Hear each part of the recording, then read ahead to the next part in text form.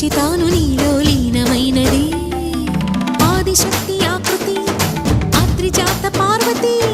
తానువైన ప్రాణధవుని చెంతకు చేరుతున్నది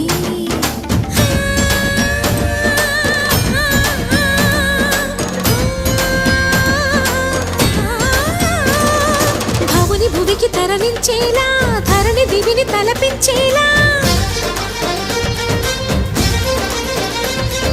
రసతరంగిణి లీల ఎదిని నృత్యరతుని చేయగలిగే వేళ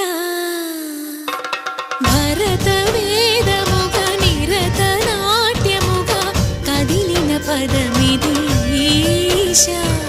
శివని వేదనగా వని వేదనగా పలికెను పద